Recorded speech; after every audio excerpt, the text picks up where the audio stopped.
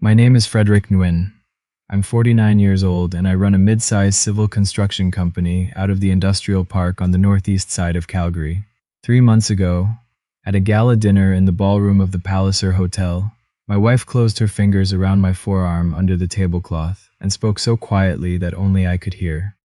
"Tell your father to sit down. He's embarrassing us." My father was 76. He spoke English with an accent. He had just stood up from his seat to say something kind about my wife. I said, "Okay." I had been saying okay for about 18 years. But when I reached over and put my hand on his shoulder, I turned my head first, and I saw my daughter Thea sitting 4 seats down the table in the blue dress she'd picked herself. She was 14 years old, and she was staring straight into her dinner plate. She had learned that from somebody. Here's what no one at that table knew. There was a plaque on the wall of the entrance lobby, 20 feet from where we were sitting, and it had been there since 1991. My father's name was on it. I had walked past it maybe 300 times in my adult life, the way you walk past a fire extinguisher. I had never once stopped to read it. Before we go any further, take a second to subscribe and drop a comment below. Tell me where you're watching from and what time it is there. I want to know who's sitting with me tonight. Alright, let me take you back to Saturday, the night I finally stopped walking past the wall. The Palliser Hotel ballroom holds about 200 when the tables are set close. That night they were set close. The Calgary Community Heritage Foundation annual gala. My wife Colette was on the organizing committee and had been working on the seating arrangements for 5 weeks. My father stood up between the salad course and the entree. He didn't wait to be introduced. That was very much him. "Please," he said, "I want to say something about Colette." He lifted his glass. His hand was steady. "This woman works so hard. She is very thorough." The word caught and came out with the wrong stress on it. It happens. 76 years of a mouth shaped by a different language. Someone at table 3 laughed. Just a small sound. Air through the nose. Somehow worse than a real laugh. The woman beside them covered her mouth. 2 heads leaned together. Then Colette's fingers found my forearm under the edge of the tablecloth. My father kept talking. He didn't seem to hear it, or he chose not to. That was very much him too. Then Colette's grip tightened. I felt the pressure of each individual fingertip. I said okay.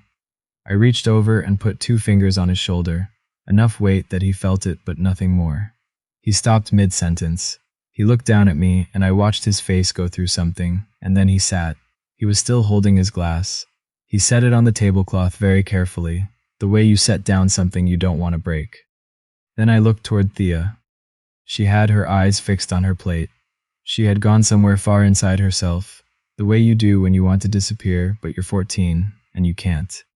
I excused myself, said I needed some air. Colette didn't look up. The entrance lobby of the Palliser's event level is a long corridor with warm lighting and the kind of dark carpet that absorbs sound. On the left wall there's a row of plaques, Heritage Foundation donors, corporate sponsors, a few names I recognized from 30 years of working in this city. I walked past them without slowing. I have walked past them more times than I can count.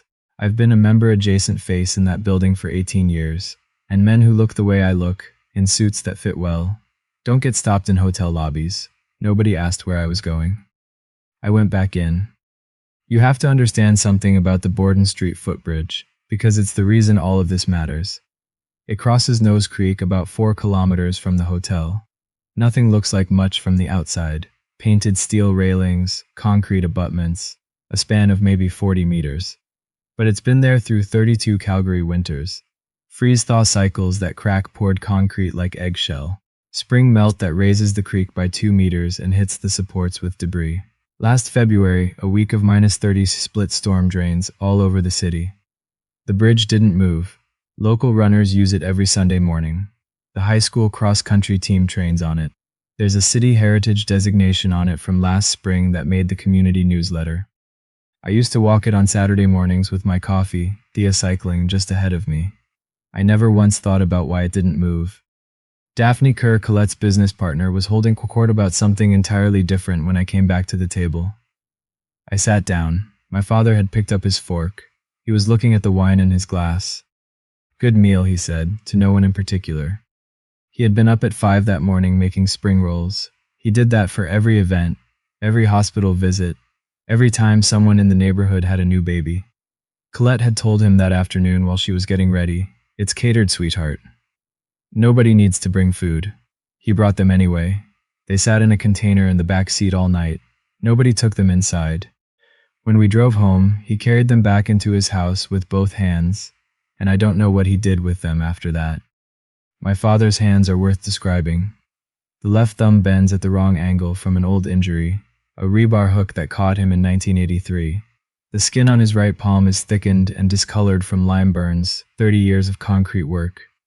He came to this country in 1980. He was 27. He never told me what the 30 years before that looked like. Not once in my whole life, and I never asked. He had one habit I'd grown up with without noticing. Every time he walked into a new building, he'd stop just inside the door, tilt his head back and look up, at the ceiling, at the structural beams, at the way the load was being carried. 4 or 5 seconds. Then he'd look at the people. I used to find it strange when I was small. Later I just stopped seeing it. The drive home from the Palliser takes 18 minutes. I was driving. Colette had her heels off. Thea was in the back. Colette turned around in her seat. Her voice shifted into the warm register she uses for Thea's teachers. "Can I ask you something, baby?" "Yeah." "If people at school ask what Grandpa does, you know he's retired now, right? You don't need to go into a lot of detail." "What should I say?" "Just say he was in construction. That's accurate. You don't have to explain everything." Thea was quiet. I watched her in the rearview mirror. Street lights moved across her face, one at a time. "But he was more than that, wasn't he?" Colette laughed, not meanly. The way someone laughs when they think they're giving you a gift. That's sweet, but in this city, people don't need to know everything about everybody. Thea didn't answer. I drove. I said nothing. I want that on the record, because I have spent every day since trying to understand how a man can sit with both hands on a steering wheel, while his wife tells his daughter that her grandfather is worth less than the truth. My wife had asked Thea to simplify him. She had no idea how large the truth actually was. Neither did I, not yet. Winston Ibarra has been my site foreman for 20 years. He was at the Gala. He waited 4 days, then caught me at the equipment yard on Tuesday morning. "Your father stood up to say something nice about your wife," he said, "and you put your hand on his shoulder." I touched his shoulder. Right. He went back to checking the inspection tags on a scaffold section. And what did he understand that to mean? I told him it wasn't his business. My voice came out too sharp and cracked in the middle, and Winston just stood there and let it hang in the air between us until I could hear it myself. He has never once raised his voice at me in 20 years. He looked at the scaffold and said, "Fred, how long is long enough?" I drove home the long way that night. The long way goes past Nose Creek and the Borden Street footbridge. I pulled over on the shoulder at 7:15 and sat with the engine running, looking at the structure in the dark. The city had put accent lighting on it for the heritage designation. The concrete abutments went orange, then gray, as the lights cycled. And something in my chest went strange in a way I couldn't name. Like recognizing a voice from somewhere I couldn't place. Like I had stood in this spot before, a long time ago, while the steel was still going up. I told myself I was tired. I drove home. 3 days later, I would know exactly where I'd seen it. And 4 days after that, my marriage would be over. Thea needed her birth certificate for a school trip. I went looking for it in the filing cabinet in the home office. The blue folder was there. So was a white envelope beneath it from a geriatric neurology clinic in Edmonton. It was addressed to my father. Appointment confirmation, dated 9 weeks earlier. Reason for visit, baseline cognitive assessment. I sat on the floor of the home office with the door shut, and I read it 4 times. Then I drove out to my father's place. He was in the back garden staking his tomato plants. He grows vegetables he remembers from home, in soil he has been amending with compost for 25 years.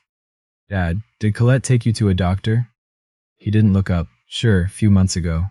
She said it was good for men my age. Insurance pays, I think." He tied off a stem. "She's thoughtful to think of it." "What did they do?" He wiped his hands on his garden pants. "They give me some words to remember. Then we talk about other things. Then they say, 'What were the words?'" He shrugged. "Apple bridge, pencil, what else? They make me draw a clock." "A clock?"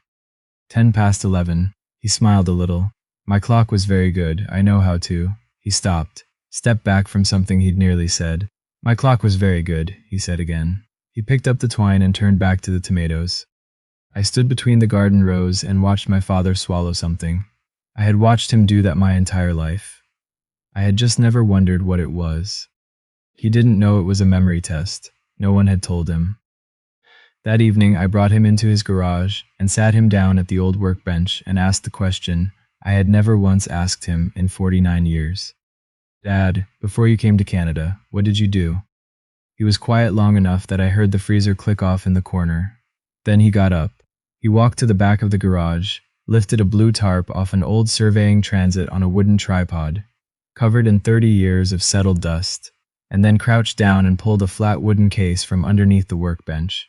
He carried it to the table with both hands, the same way he carries food.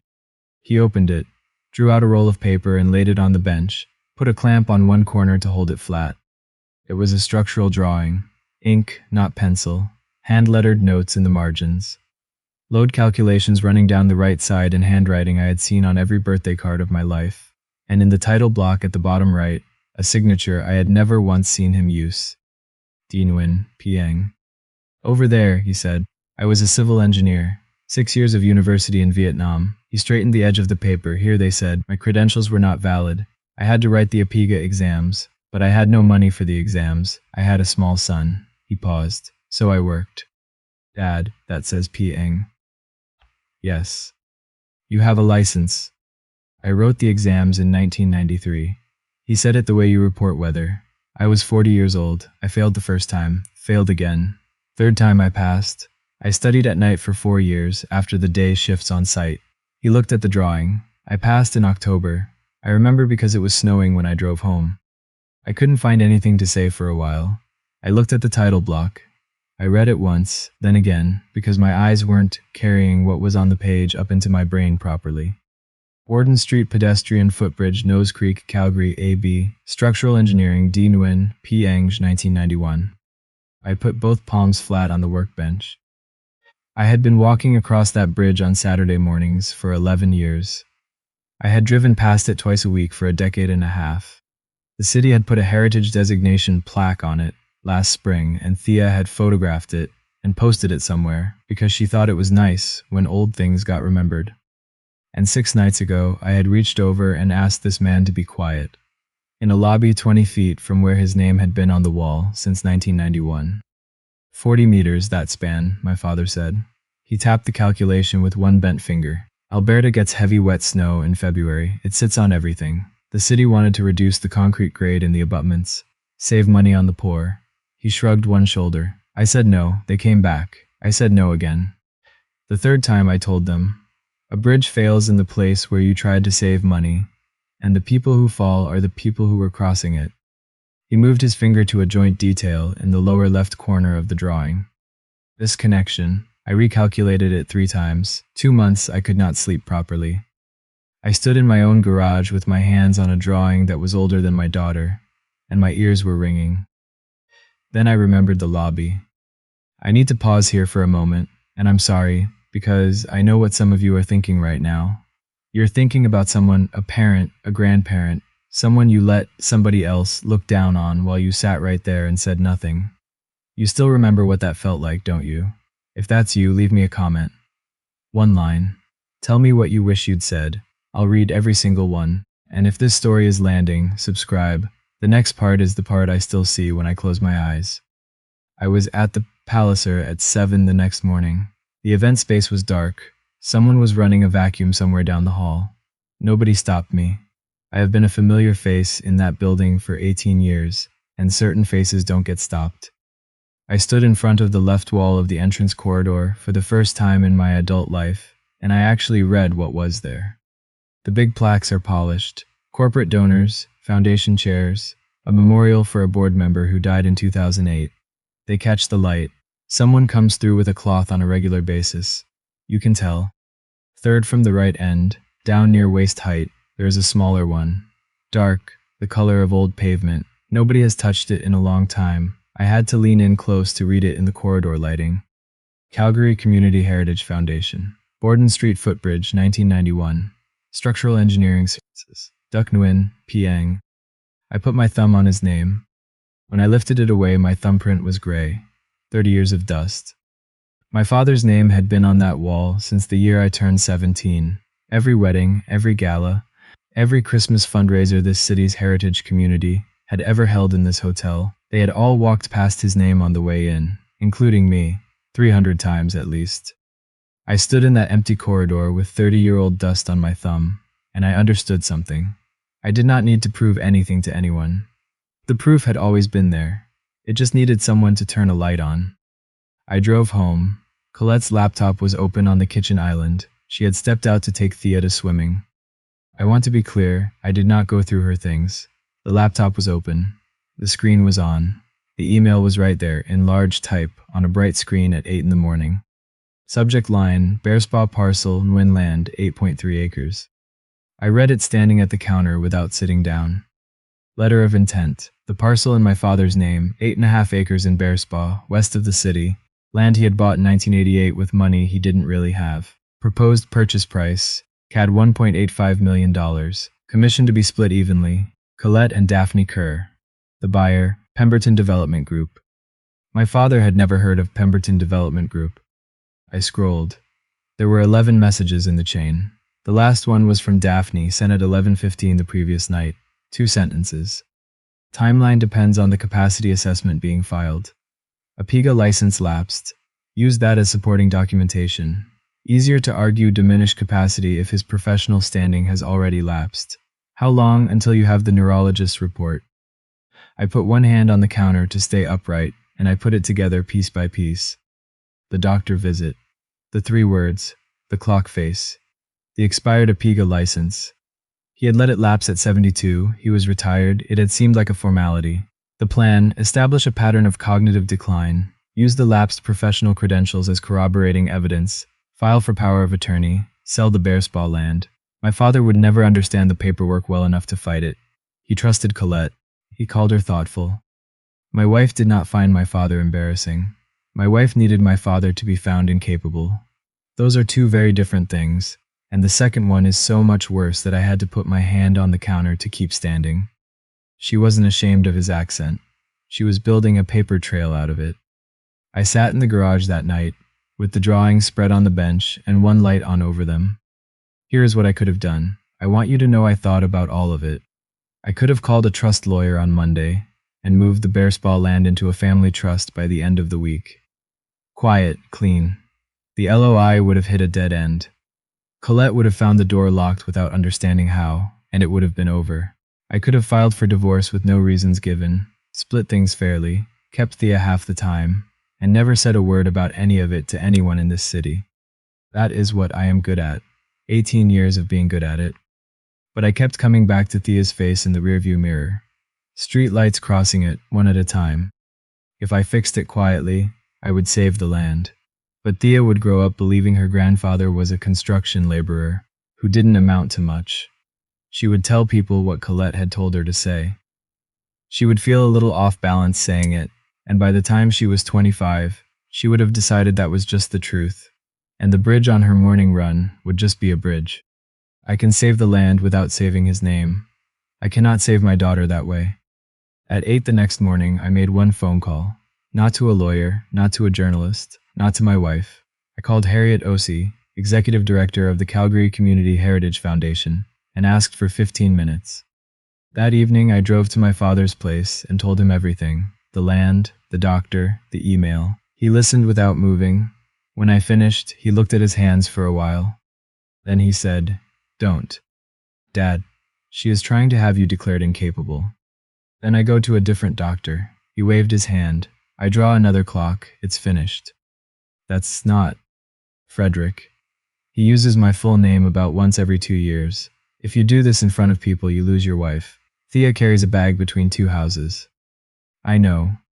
I am 76 years old. His voice never changed, not once. I don't need my name on a wall. I have a house I built. I have my garden. I have you. I said, but this is you. It's your name. And my father leaned forward and put his hand flat on the workbench between us. Son, he said, I came here so you would not have to choose. That was the sentence. That was the one that put me with my head in my hands, because he was right. That was exactly what he had spent 40 years doing. He had made himself smaller at every edge, so that nothing in my life would ever carry a cost. He sat down when I put my hand on his shoulder, so the cost wouldn't fall on me. He had looked up at the ceiling of every building he ever entered and said nothing about what he saw. He had declined a Heritage Award in 1991 because he was afraid people wouldn't understand his accent. He hadn't protected me from anything. He had trained me. He had shown me, year after year, that a man's dignity is something you trade away when the price gets uncomfortable. And I had learned it. I had been learning it for 18 years of marriage, and I had started learning it much earlier than that. I had to tell my father he was wrong. I didn't have a single word big enough for it. Thea came into the garage the following afternoon with her school bag still on. She had a homework assignment. Write about someone you admire, 2 pages, due Friday. She'd been going to write about her mother, but the teacher said it had to be someone who had actually done something specific. She sat on the stool and said, "What do you think Grandpa did? Like, for real?" I put down what I was working on. "He was in construction," she said. "Mom says to say he was a construction worker, and that's fine. But I feel weird about it." She looked at the floor. "I feel like there's more." I hadn't heard the side door, but my father was standing in it, a bag of tomatoes from the garden in one hand. I don't know how long he'd been there. Long enough. He didn't look at me. He walked past me to the back of the garage, lifted the flat wooden case with both hands, and carried it to the bench in front of Thea. "Open this," he said. She looked at me. I nodded.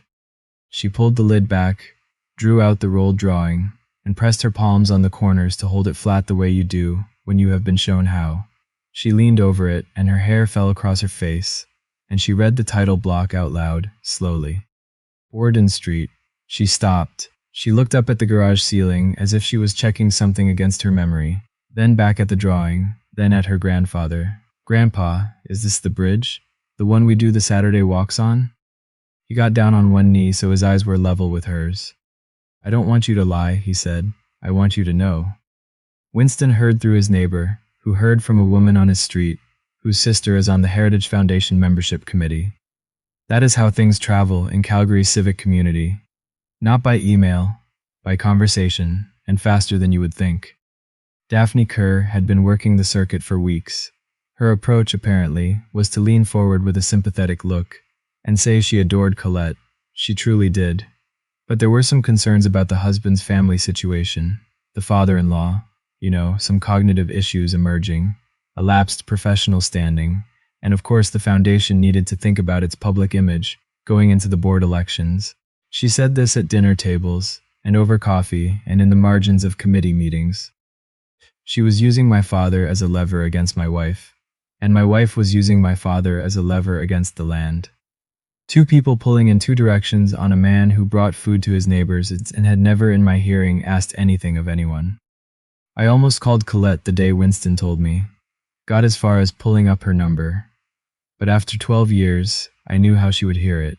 She would hear it as Fred trying to take something away from her, because that is what she has heard from me for a decade, and it isn't entirely her fault that she hears it that way. So I put the phone down. But I made a decision, sitting in the truck outside the coffee shop. I was going to give her one clean shot.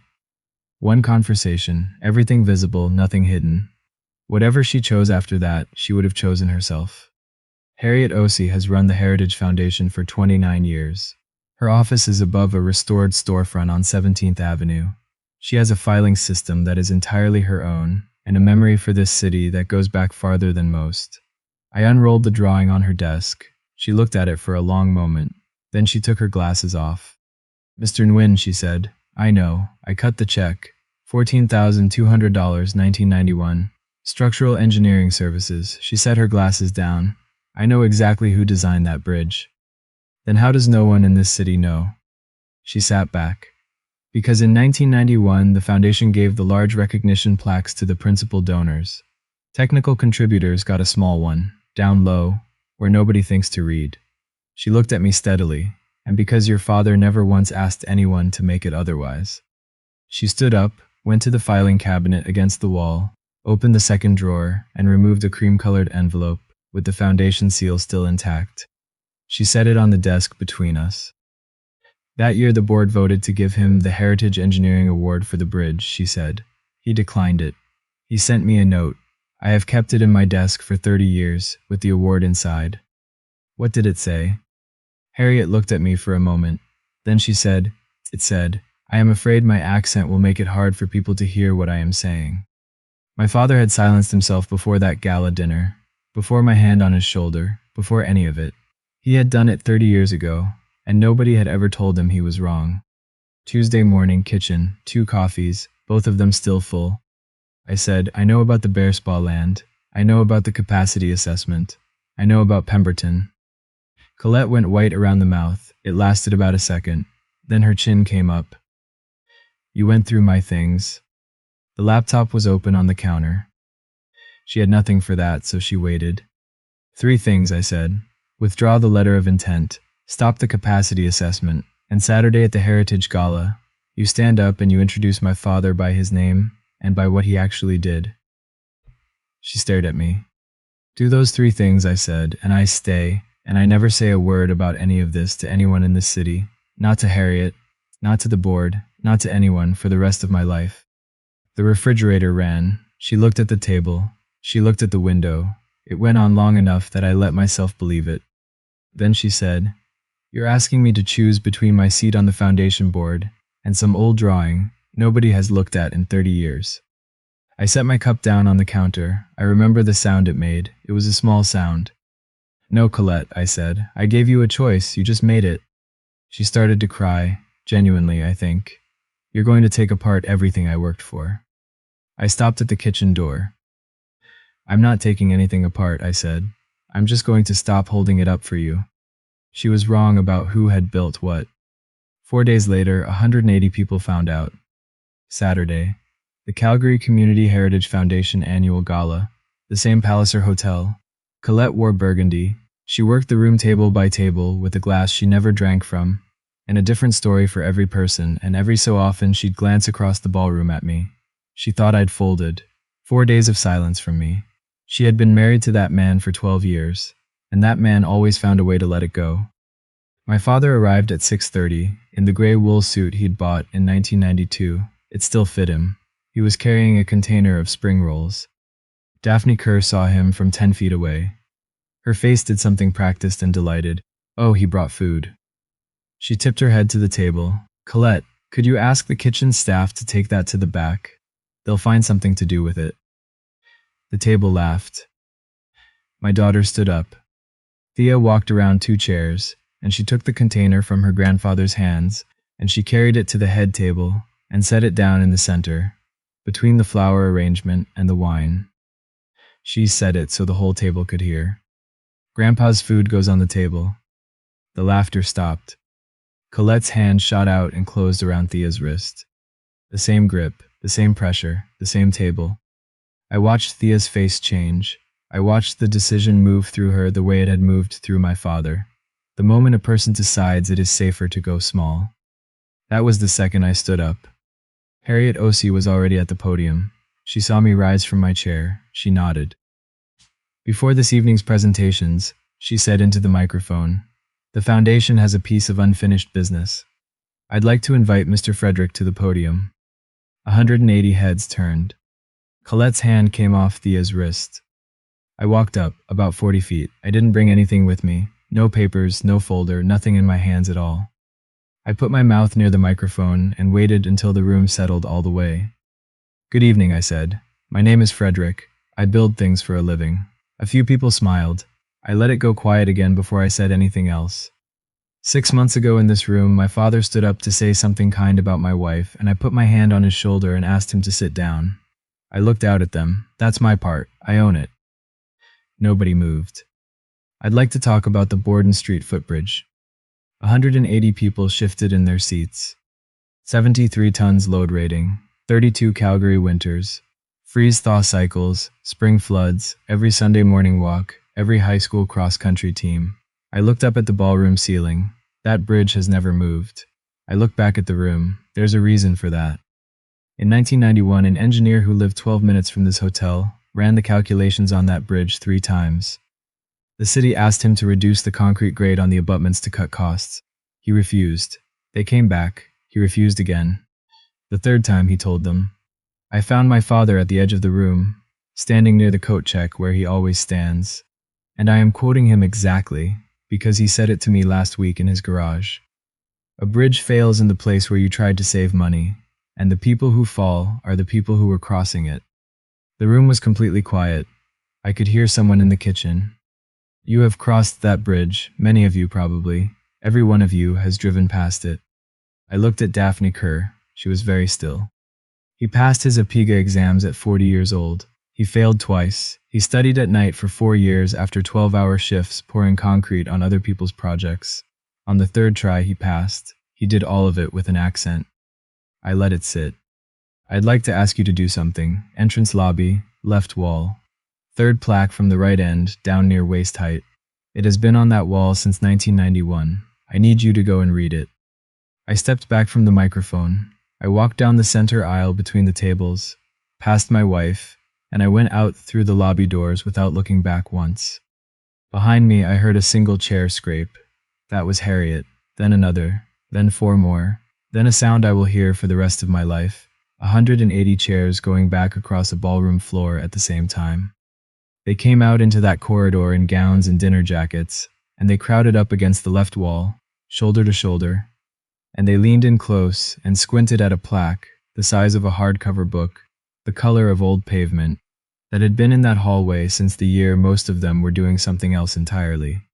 Calgary Community Heritage Foundation, Borden Street Footbridge, 1991, Structural Engineering Services, Duc Nguyen, Piang. Daphne Kerr was in the front row. I watched her read it. I watched her read it a second time. Somebody at the back said quietly, "Oh my God." A woman put her hand over her mouth. A man took out his phone and photographed a plaque he had walked past for 30 years. Colette was at the very back of the crowd. She never moved toward the plaque. She was looking at me. Then Harriet Osei came through the lobby doors, holding the cream-colored envelope. She didn't need a microphone. The corridor had gone that still. In 1991, she said, this foundation voted unanimously to award the Heritage Engineering Award to Duc Nguyen for that bridge. She turned the envelope over. He declined it.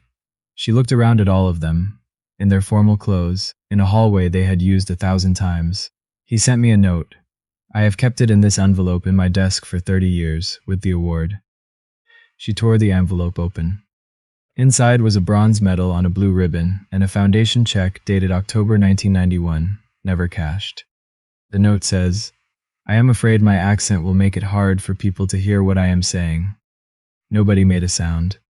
She looked past all of them to the far end of the lobby, to the coat check, to the old man in the 1992 suit, still holding his container of spring rolls in both hands. Mr. Nguyen, she said, it has been 30 years. Would you like to say a few words? 200 eyes turned around. My father looked at me, then he looked at Thea. Then he walked forward, and the crowd opened for him, and he took the microphone from Harriet's hand. He held it too close the way he always does. Hello, he said. My name is Duc Nguyen. I made that bridge. He paused. I am sorry for my accent. And from somewhere in the middle of that crowd, my daughter's voice came up loud and clear, and 14 years old, and completely certain. Grandpa, you don't have to be sorry. The lobby came apart. They applauded him for 2 minutes and 40 seconds. The hotel staff started it. Before I tell you what happened after, hit the like button, not for me, for him. For every person who built something this city uses every day and never heard their name said out loud for it, and tell me in the comments, is there a plaque in your life nobody ever read? Alright, here's what came next. 5 days later, Pemberton Development Group withdrew the letter of intent. The stated reason was uncertainty about the legal status of ownership. The real reason was that the Calgary Herald ran the story on page 3, with a photograph of a bronze plaque and a man in a gray suit holding a container of spring rolls, and no developer in this country wants to be the company that tried to take land from the immigrant who designed the bridge the whole neighborhood runs on. The Heritage Foundation postponed the board elections for a procedural review. Colette withdrew her name the same week. Personal reasons, the statement said.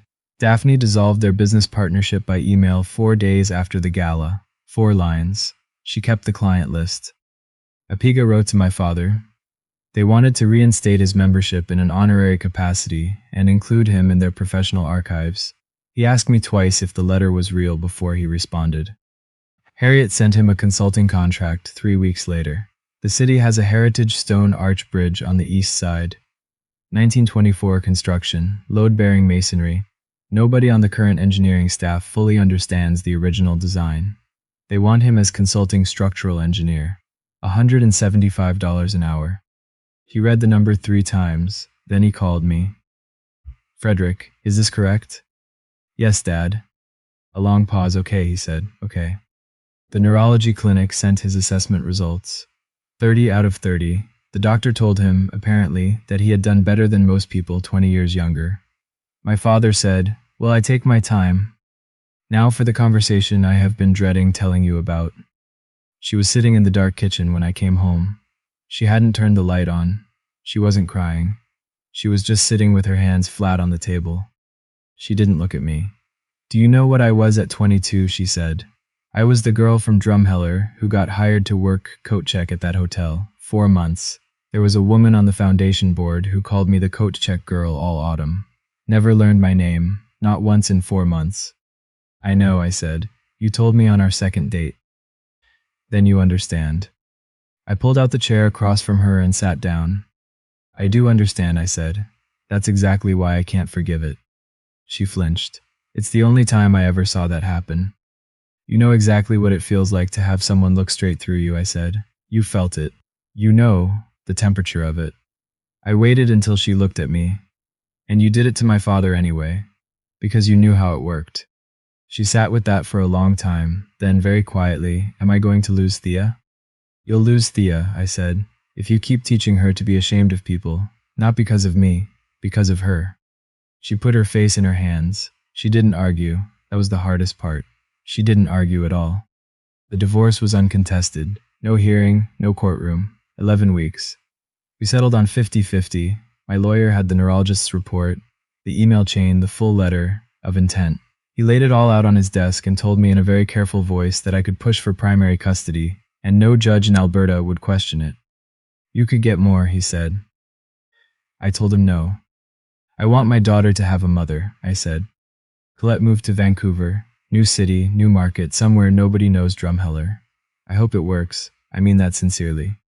A letter came for Thea with a Vancouver postmark 6 weeks later. I carried it up to her room sealed and set it on her desk. "You didn't open it," she said. "It's not addressed to me." She looked at me for a moment. Then she read it alone, with her door closed. She never told me what it said. I never asked, and I never will. But that night around 9, I heard her voice coming through the ceiling. She was on the phone with her mother. The Bearspaw land, 8.5 acres, went into a family trust in August. My father, me, and Thea as beneficiaries. Nobody sells it without all 3, and Thea cannot sign until she's an adult. It took 1 afternoon and $700 in legal fees. That is all it would ever have taken. Winston had the old company sign down before I got to the yard one Thursday morning in October. Same painted cedar board, same lettering style. Old sign said Nguyen Construction Limited. New one said Nguyen and Son Construction and Structural Design. I stood in the gravel and looked at it. "Your father asked me to make it," Winston said. He was wiping his hands on a shop rag. "When did he ask?" "March, right after the gala." He looked at the sign. He said it was time. Inside, my father had the 1991 drawing spread on the table, and Thea on a stool beside him, a mechanical pencil in her hand. He was tracing the span calculation with one bent finger. "Every number in this column is a question," he was saying. "What is the worst day this bridge will ever have? The most weight, the most cold, the most water, all at once. You find that number." He moved his finger across the sheet, "and you make it stronger than that." Thea followed the line. "You designed for the worst day," he said. "That way, every other day is safe." We were on his back porch in October. Alberta in October is cold and perfectly clear, the kind of light that comes in flat and makes everything cast a long shadow. I had a coffee I wasn't drinking. I said, "Dad, in 1989, you came to pick me up from school in the work truck." A kid standing next to me asked who you were. He was very still. I said I didn't know. I had to stop for a second. I said it loud enough that you could hear me. The yard was quiet. A magpie crossed the fence line. I remember, he said. I set the cup down on the railing. I'm sorry. He was quiet for a long time, long enough that I thought he wasn't going to answer at all. Then he said, I was not angry at you. I was angry at the world that teaches a boy to be ashamed of his father. He turned his head and looked at me. But last spring, you told that world to sit down in front of 180 people. He put his hand on my shoulder, one tap, the same weight, the same 2 fingers, the same pressure as the night I used it on him. I was always proud of you, he said. I just did not have the words. He took his hand back and looked out at the yard. I sat beside him and understood the whole shape of it for the first time. He had spent 30 years believing he could not speak. The truth was simpler and harder than that. He could speak just fine. Nobody had been listening. November, late afternoon in the workshop. The light comes through the west window at a flat angle, and you can see every particle of sawdust hanging in it. Thea is standing on a milk crate at the drafting table, practicing her signature in the title block of a drawing she made herself. A small deck design, cross-sections, dimensions in her careful handwriting, a section detail she got mostly right. She writes, Tinwin. My father stands behind her with his hands in his pockets, leaning in. Make it clear, he says. People have to be able to read your name. She looks up at him. Why does it have to be clear, Grandpa? He thinks about it. He always thinks. He never gives a child a fast answer. Because in 30 years, he says, someone will be standing on something you made. He straightens up. They should know who kept them safe. I am in the doorway. Neither of them has noticed me. I don't say anything. I used to think that keeping the peace was a form of love. I thought if I swallowed it, if I smoothed it over, if I said okay one more time, I was protecting the people at my table. I know better now. Silence isn't peace. Silence is just the wrong thing, waiting for your children to inherit it. My father still speaks English with an accent. He still says duh instead of the. He is 77 in March. And that bridge is still standing. That's my story, and I want to ask you something, because I've thought about it every day since. If you'd been sitting in my chair that night at the gala, what would you have done?